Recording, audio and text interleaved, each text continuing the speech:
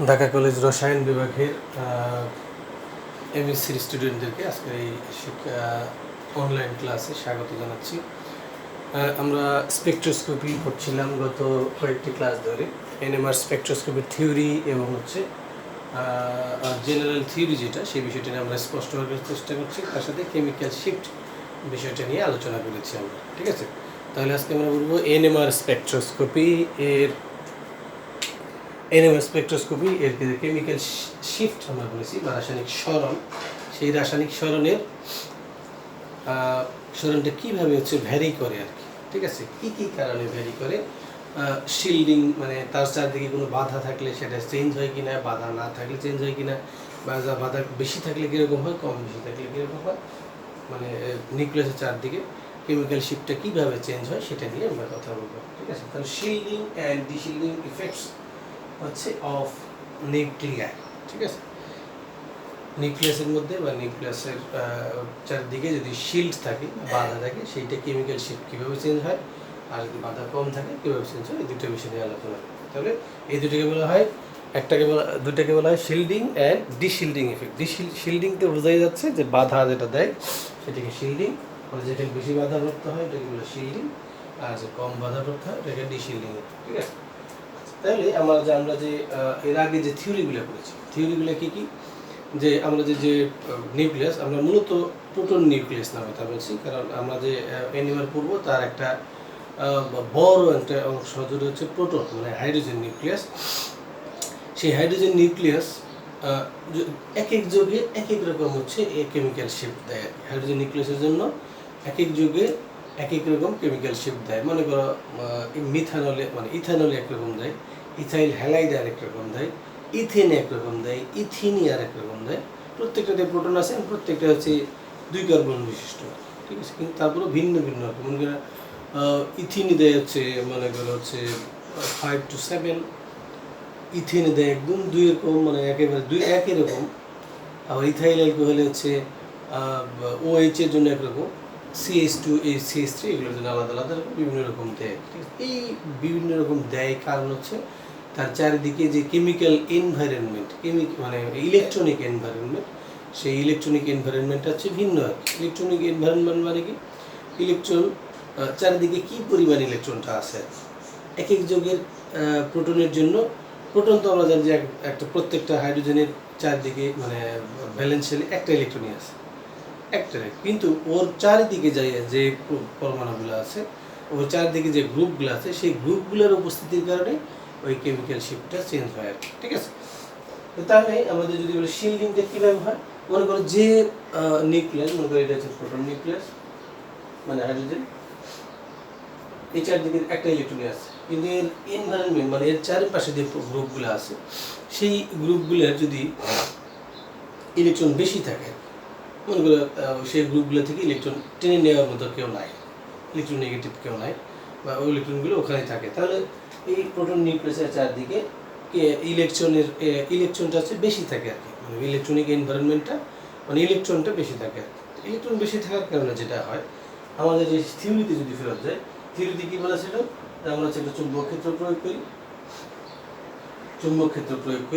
সেই চুম্বক ক্ষেত্র প্রয়োগ করা হলে এই চুম্বক ক্ষেত্রটা এই নিউক্লিয়াস পর্যন্ত যাবে। এই চুম্বক ক্ষেত্রের প্রভাবে প্রথমত তার এই যে ব্যারিয়ারগুলো, বাধাগুলো, সেটা অতিক্রম করতে হয়। ঠিক আছে, চারিদিকে যত বেশি বাধা থাকবে তত সে ভিতরে কম পরিমাণে যাবে, নিউক্লিয়াসে কম পরিমাণে পৌঁছাবে। আর কম পরিমাণে পৌঁছালে আমরা জানি কি, আমরা বলেছিলাম থিওরির মধ্যে যে যদি কম পৌঁছায় সেখানে নিউক্লিয়াসটা কম ফ্রিকোয়েন্সিতে সার্কুলেট করবে, আর কম সার্কুলেট করা মানে তার কেমিক্যাল শিফটটাও কম হবে। ঠিক আছে, তাহলে মূল কথা বাধা যত বেশি থাকবে তার কেমিক্যাল শিফট তত কম হবে। ঠিক আছে, বাধা কেন, বাধা বেশি থাকবে কীভাবে, ইলেকট্রনিক মানে ইলেকট্রনটা ভ্যালেন্স শেলে ইলেকট্রন বেশি, ইলেকট্রনটা যদি বেশি থাকে তাহলে ভিতরে কম পৌঁছাবে, আর কম পৌঁছানো মানে কেমিক্যাল শিফট কম হবে। ঠিক আছে, তাহলে এই বাধাটা কীভাবে হয়, যখন আমরা চুম্বক ক্ষেত্রটা প্রয়োগ করি, তখন করে কি, এই যে ভ্যালেন্স শেলের যে ইলেকট্রনগুলো, সেই ভ্যালেন্স মানে এই ইলেকট্রনিক এনভায়রনমেন্টের যে ইলেকট্রনগুলো তারা সার্কুলেট করে, এটা করে কি এই চারদিকে সার্কুলেট করে, ইলেকট্রনটা চারদিকে ঘূর্ণন করে। একটা ফ্যান যখন আমরা দেখি যে ফ্যানের পাখাটা যখন ঘূর্ণন করতে থাকে, তখন তুমি একটা যে কোনো কিছু ওর মধ্যে একটা কিছু মেরে দেবা, দেখবা যে তুমি 10 বার যদি মারো ওই ওই সহজ সোজা, তাহলে 9 বারই হচ্ছে কোনো একটা কিছু ওই ফ্যানের পাখার মধ্যে লেগে যাবে। কিন্তু তুমি যদি ফ্যানটা বন্ধ রাখো, বন্ধ রাখার কারণে তুমি হচ্ছে যখন কিন্তু একটা পাথর বা কোনো একটা কিছু সরে মারবা ছোটো একটা কিছু, তখন আর ওই শুধুমাত্র 3টা স্পেসিফিক যে ফ্যানের পাখা 3টা বা 4টা পাখার স্পেসিফিক যে জায়গা ওইখান দিয়ে গেলে বাধা পাবে, বাকি সময়গুলো হচ্ছে বাধা পাবে না, ঠিক আছে। তো এই সার্কুলেশনের কারণে যখন এই চুম্বক ক্ষেত্রের ফলে নিউক্লিয়াসের চারদিকে যে ইলেকট্রন এনভায়রনমেন্টগুলো তারা আছে যে সার্কুলেট করে, এই সার্কুলেটের কারণে একটা কাউন্টার ম্যাগনেটিক ফিল্ড তৈরি হয়। একটা হচ্ছে এক্সট্রা একটা ম্যাগনেটিক ফিল্ড তৈরি হয়। সেই ম্যাগনেটিক ফিল্ডটা হচ্ছে এই চুম্বক ক্ষেত্রটাকে মানে এই ওই চুম্বক ক্ষেত্রটা এই চুম্বক ক্ষেত্রকে বাধা দেয়, অপোজ করে, ঠিক আছে, একদমই অপোজিট ডিরেকশন। ফলে মনে করো এখানে যদি 10 ইউনিটের একটা চুম্বক ক্ষেত্র এখানে আমরা প্রয়োগ করি, ও মনে করো 2 ইউনিট অপোজ করে দিল, কমে দিল, তাহলে তো কমে গেল, শক্তিটা কমে গেল, ভিতরে কম গেল, এরকম হয়। মানে মূল কথা হলো একটা কাউন্টার ম্যাগনেটিক ফিল্ড তৈরি হয় এই সার্কুলেশনের কারণে, ইলেকট্রন সার্কুলেশনের কারণে। এই কাউন্টার ম্যাগনেটিক ফিল্ড একে হচ্ছে বাধা দেয়, বাধা দেওয়ার কারণে সে হচ্ছে নিউক্লিয়াসে কম পরিমাণে পৌঁছায়। আমাদের সেই থিওরিতে বলা ছিল নিউক্লিয়াসে কম পরিমাণে পৌঁছায়, আর কম পরিমাণে পৌঁছালে তার কম ফ্রিকোয়েন্সিতে সে ঘূর্ণন হয়, আর কম ফ্রিকোয়েন্সিতে ঘূর্ণন হলে কম ফ্রিকোয়েন্সি রেডিয়েশন সে অ্যাবজর্ব করে, কেমিক্যাল শিফট কম হয়, ঠিক আছে। মূল কথা হলো যত বেশি বাধা থাকবে এটাকে বলে শিল্ডিং ইফেক্ট, ঠিক আছে। যত বেশি বাধা থাকবে ওটাকে বলা হচ্ছে ওইটা ভিতরে কম পৌঁছবে, আর কেমিক্যাল মানে যত বাধা কেমিক্যাল শিফট কম, ঠিক আছে। বাধাগুলো কিসের ভিত্তিতে হয়? আমরা বলেছি যে যৌগগুলো, প্রত্যেকটা যৌগগুলো হচ্ছে স্লাইটলি ভিন্ন এনভায়রনমেন্টে থাকে আর কি, ঠিক আছে। পৃথিবীর সমস্ত যৌগ একই, যেমন ইথানল যদি থাকে 2টা ইথানল বা হাজার হাজার ইথানল সবই একই, কিন্তু ইথানলের জায়গায় যদি ইথানল হয় বা ইথানোয়িক অ্যাসিড হয়, এগুলো হচ্ছে প্রত্যেকটা আলাদা আলাদা ইলেকট্রনিক এনভায়রনমেন্টে থাকে। আর ইলেকট্রনিক এনভায়রনমেন্ট যখনই আলাদা হবে তখনই তার হচ্ছে ইটা কমে যাবে, মানে তার হচ্ছে চেঞ্জ হয়ে যাবে, ইলেকট্রনিক এনভায়রনমেন্ট চেঞ্জ হবে। আর এনভায়রনমেন্ট চেঞ্জ হলে তখন ওই শিল্ডিং কম হবে বা বেশি হবে, এক এক যৌগের এক এক রকমের, ফলে এইভাবে কেমিক্যাল শিফট হচ্ছে ভিন্ন রকমের হয়, ঠিক আছে। আমাদের এই চুম্বক ক্ষেত্রের প্রভাবে, যে চুম্বক ক্ষেত্র দিলাম, চুম্বক ক্ষেত্রের প্রভাবে এই যে ভ্যালেন্স ইলেকট্রনগুলো, এই ভ্যালেন্স ইলেকট্রনগুলোর যদি সার্কুলেশন হয়, এই সার্কুলেশনের যে একটা তৈরি হয়, কারেন্ট তৈরি হয়, এটাকে বলা হয় লোকাল ডায়াম্যাগনেটিক কারেন্ট। তোমাদের অনেক সময় প্রশ্ন আসছে যে লোকাল ডায়াম্যাগনেটিক কারেন্ট বা স্থানীয় ডায়াম্যাগনেটিক বিদ্যুৎ বা কারেন্ট যেটাই হোক, তো এটা কাকে বলা হয়? তুমি এই ক্ষেত্রে বলতে পারো যে চুম্বক ক্ষেত্রের প্রভাবে ভ্যালেন্সি মানে পরমাণুর যোজন ইলেকট্রনগুলোর সার্কুলেশনের ফলে একটা কারেন্ট তৈরি হয়, এটাকে বলা হয় লোকাল ডায়াম্যাগনেটিক কারেন্ট। এটা বলতে পারো, অসুবিধা নেই। এছাড়া আর অন্যান্য ভাষা টাষা এগুলো দেওয়া থাকবে। আমরা যে শিল্ডিংটা বলতেছি সেই শিল্ডিংটা কি? এই যে আমি আবার প্রথম থেকে রিপিট করি, আমরা হচ্ছে নিউক্লিয়াস, প্রোটন নিউক্লিয়াস মানে হাইড্রোজেন নিউক্লিয়াস বা প্রোটনের কথা চিন্তা করছি, সেখানে তুমি একটা চুম্বক ক্ষেত্র প্রয়োগ করবা। চুম্বক ক্ষেত্র প্রয়োগ করলে ওর যে ভ্যালেন্স ইলেকট্রনগুলো সেইগুলো হচ্ছে সার্কুলেট করতে থাকবে।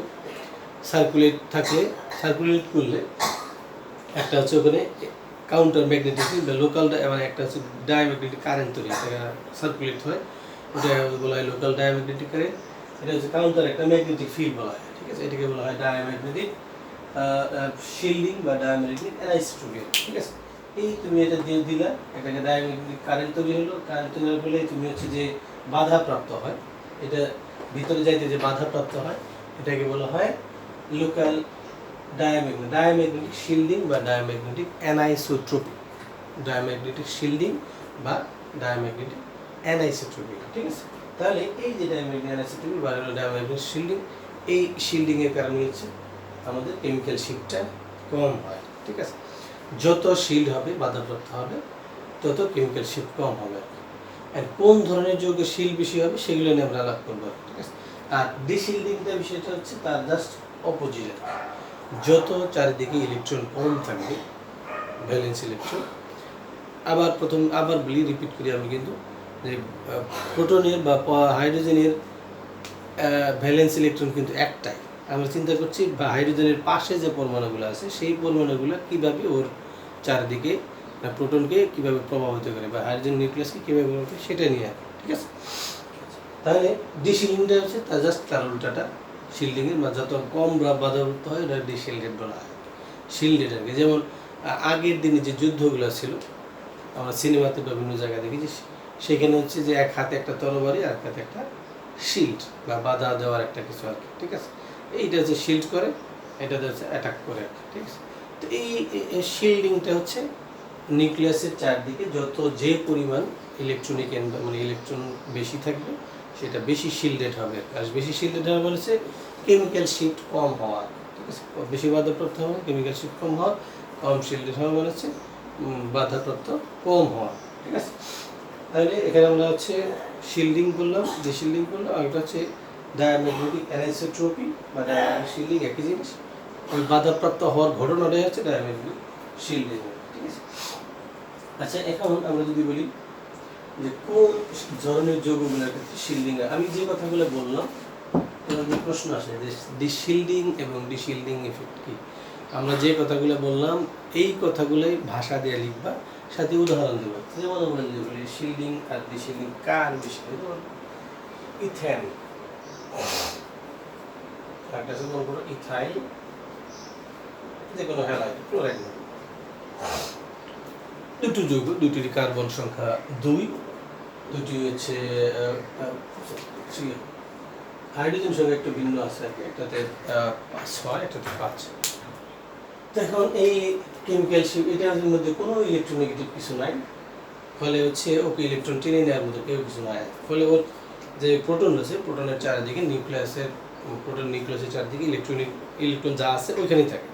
ফলে তো আমরা যখন চৌম্বক ক্ষেত্র প্রয়োগ করছি তখন ওকে হচ্ছে ওই এই নিউক্লিয়াসগুলো মানে ভ্যালেন্স ইলেকট্রনগুলো হচ্ছে বাধা দিতে পারে, ফলে এটা শিল্ডিং ইফেক্ট অনেক বেশি, মানে এটা শিল্ডেড হয় অনেক বেশি, বাধাপ্রাপ্ত হয় অনেক বেশি, ফলে এর কেমিক্যাল শিফট অনেক কম হয়। এটা নর্মালি লেস দেন 1 হয়, আর লেস দেন 1 ppm হয়, আর ঠিক আছে। এই প্রোটনগুলোর কেমিক্যাল শিফট 1 থেকে কম হয়, 0.7 থেকে 0.89 ইত্যাদি এরকম, ঠিক আছে। তাহলে কেমিক্যাল শিফট হচ্ছে এটা বেশি শিল্ডেড হলো আর কি। শিল্ডেড কেন? কারণ ওই যে হাইড্রোজেন বা প্রোটন, এই প্রোটনগুলির নিউক্লিয়াস থেকে ইলেকট্রনগুলো টেনে নেওয়ার মতো ওখানে কেউ উপস্থিত নেই। কিন্তু তার নিচেই যদি আমরা দেখি, এখানে দেখো এই যে ক্লোরিন, একটা ক্লোরিন পরমাণু, সেই ক্লোরিন পরমাণু করে কি আমরা জানি যে ক্লোরিন হচ্ছে একটা ইলেকট্রন উইথড্রয়িং গ্রুপ বা ইলেকট্রোনেগেটিভ একটা গ্রুপ, যে ইলেকট্রন টেনে নিজের দিকে টেনে নিতে চায় সবসময়। এই করে কি এই ইলেকট্রনটা করে কি সবসময় মানে যে সে যেখানেই থাকে সে করে কি পাশে থেকে ইলেকট্রনটা টেনে নিজের দিকে টেনে নিয়ে সে হচ্ছে স্টেবল থাকতে চায় না, সে করে কি এদিক থেকে ইলেকট্রন টান দেয়, ঠিক আছে। টান দিলে যে প্রোটনের চারদিকে বা কার্বনের চারদিকে যে ইলেকট্রনগুলো আছে সেখান থেকে সে স্লাইটলি কিছু ইলেকট্রন এদিকে চলে, শুধু এইটাই না, এদিক থেকে কিছু টান মারে, মানে ইলেকট্রনের ফ্লোটা ক্লোরিনের দিকে থাকে আর ঠিক আছে। আর যখন ফ্লোটা ক্লোরিনের, মনে করো এটা হচ্ছে নিউক্লিয়াস, প্রোটন নিউক্লিয়াস, এই পাশে ক্লোরিন আছে, এই পাশে কার্বন আছে, তো এই করে কি এই চারদিকে যে ইলেকট্রনগুলো থাকে তার ফ্লোটা অনেক এদিকে সরে থাকে, অনেকটা সরে থাকে, এদিক থেকেও সরে থাকে আস্তে আস্তে, ঠিক আছে। সরে থাকার কারণে ইলেকট্রোনেগেটিভ এইদিকে ক্লোরিনের ইলেকট্রোনেগেটিভ এফেক্টের কারণে সে করে কি এখান থেকে ইলেকট্রনগুলো প্রোটন থেকে একটু দূরে থাকে। যখন আমরা চৌম্বক ক্ষেত্র প্রয়োগ করি, চৌম্বক ক্ষেত্র প্রয়োগ করার ফলে এই যে চারিদিকের যে সার্কুলেশন, ইলেকট্রনের সার্কুলেশন সেটা অনেক কম হয়, কারণ কি ইলেকট্রনটা অনেকটা ক্লোরিনের দিকে সরে থাকতেছে। আর সার্কুলেশন কম হওয়া মানে কি, মানে ইলেকট্রন হচ্ছে কম থাকা মানে হচ্ছে বাধা কম হওয়া, আর বাধা কম হওয়া মানে হচ্ছে ডিশিল্ডেড, আমরা বলছি ডিশিল্ডেড মানে শিল্ডিংয়ের উল্টোটা, আর তখন কেমিক্যাল শিফটটা অনেক বেশি হয় আর কি। তুলনামূলক এটা মনে করো এটার জন্য কেমিক্যাল শিফট 2, 3 ইত্যাদি হতে পারে, ঠিক আছে, গ্রেটার দ্যান 2 ppm, অনেক বেশি আর এটার জন্য ওইরকম আর, ঠিক আছে, মানে অনেক বেড়ে যায় কেমিক্যাল শিফটটা অনেক বেড়ে যায়। এই হচ্ছে আমাদের শিল্ডিং আর ডিশিল্ডিংয়ের বিষয়। তাহলে শিল্ডেড হচ্ছে কীভাবে হয়, যদি বেশি বাধাপ্রাপ্ত হয় কি দিয়ে, ইলেকট্রনের সার্কুলেশন দ্বারা, আর যদি পাশে ইলেকট্রোনেগেটিভ বা কিছু একটা অবস্থা থাকে যে ইলেকট্রন টেনে নিতে পারে, এরকম যদি কেউ অবস্থিত থাকে তাহলে ওই যে চারদিকের ইলেকট্রন শিল্ডিং হওয়াটা সেটা অনেক কমে যায়, ঠিক আছে। তাহলে শিল্ডিং তোমাদের অনেক সময় টিকা আকারেও আসে, তো এনএমআর বর্ণালীতে কেমিক্যাল শিফটের শিল্ডিং এবং ডিশিল্ডিং, এটা যদি তোমাকে টিকা আকারে আসে তাহলে তোমাকে পুরো বিষয়টা লিখতে হবে এবং হচ্ছে উদাহরণ দিয়ে বড় করে লিখতে হবে। একটা শিল্ডিংয়ের উদাহরণ, ডিশিল্ডিংয়ের উদাহরণ কীভাবে হয় এই বিষয়গুলো লিখে জাস্ট লিখে দেবো। আর যদি খালি সংজ্ঞা আসে তো সংজ্ঞা বা 2 মার্কসের আসলো, যেটা যেভাবে আসে, ঠিক আছে। তাহলে কেমিক্যাল শিফট বা রাসায়নিক সরণ হচ্ছে শিল্ডিং এবং ডিশিল্ডিং করে কম হয়। তাহলে শিল্ডেড কারা হয়? যাদের বাধা কম। বাধা কারা? যাদের বাধা কম হবে তাদের বেশি হবে, যাদের বাধা বেশি হবে তারা হচ্ছে শিল্ডেড। কারা বাধা বেশি হবে? নর্মালি অ্যালকেন যেগুলো আছে, অ্যালকেনগুলোর মানে পাশে আর কেউ নাই, তারা বেশি শিল্ডেড। আর যদি কেউ ইলেকট্রোনেগেটিভ বেঁচে থাকে তাহলে তারা কম শিল্ডেড, ঠিক আছে। এখন আমাদের আরেকটা টপিক সিলেবাস আছে, সেটা হচ্ছে relation between chemical shift and structure.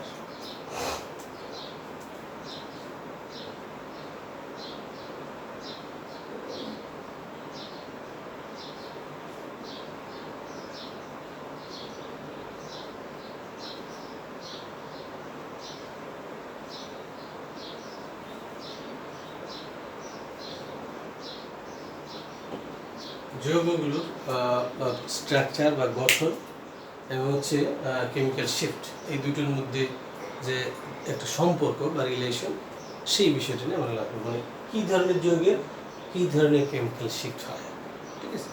এটা করার জন্য একটু আগে আমরা বলেছি একটা যদি ইলেকট্রোনেগেটিভ অ্যাটম থাকে, ইলেকট্রোনেগেটিভ গ্রুপ থাকে, তাহলে তার কেমিক্যাল শিফট বেশি হবে। কেন? ইলেকট্রোনেগেটিভ গ্রুপটা করে কি, ইলেকট্রনটা হচ্ছে তার দিকে টেনে নেয়, আর টেনে দেওয়া হয়েছে ডিশিল্ডেড হওয়া, ঠিক আছে। তাহলে ইলেকট্রোনেগেটিভ ইফেক্ট, আচ্ছা তোমাদের অনেক সময় আসে যে কেমিক্যাল শিফটের উপর ইলেকট্রোনেগেটিভ ইফেক্ট ব্যাখ্যা করো। এটাও আমাদের যে শিল্ডিং ইফেক্ট আর ডিশিল্ডিং ইফেক্ট যে ব্যাখ্যাটা করছি, অ্যাভারেজে প্রায় ওইটি একই সেম ব্যাখ্যাটা, ঠিক আছে। তাহলে ইলেকট্রোনেগেটিভিটি ইফেক্ট মানে হচ্ছে ইলেকট্রোনেগেটিভ ইফেক্ট মানে হচ্ছে যে যদি কোনো যৌগের মধ্যে ইলেকট্রোনেগেটিভ অ্যাটম বা গ্রুপ যুক্ত থাকে তাহলে তার কেমিক্যাল শিফট বেড়ে যায়। কেন বেড়ে যায় এই ব্যাখ্যাটাই করতে হয়, ঠিক আছে। যখন ইলেকট্রোনেগেটিভ একটা গ্রুপ যুক্ত থাকে বা অ্যাটম যুক্ত থাকে, ইলেকট্রনটা হচ্ছে তার দিকে টেনে নেয়, আর প্রোটন নিউক্লিয়াসের চারদিকে হচ্ছে ইলেকট্রনের সার্কুলেশন বা ইলেকট্রনের শিল্ডিং বা কমে যায়। আর যখনই কমে যায় তখন হচ্ছে আমাদের কেমিক্যাল শিফটটা বেড়ে যায়, ঠিক আছে। এখন আমরা বলবো যে স্ট্রাকচার অফ কম্পাউন্ডগুলো কী ধরনের, যেমন যদি আমাদের যে বলি হাইব্রিডাইজেশন ইফেক্ট, যদি আমরা হাইব্রিডাইজেশন মানে হচ্ছে কোন আমাদের যে কার্বন, সেই কার্বনের যদি sp3 হাইব্রিডাইজড যৌগ হয়, তাহলে সেই ধরনের যৌগের হচ্ছে কেমিক্যাল শিফট কেমন হবে, sp2 হলে তাদের কেমন হবে, sp হলে কেমন হবে, এই বিষয়ে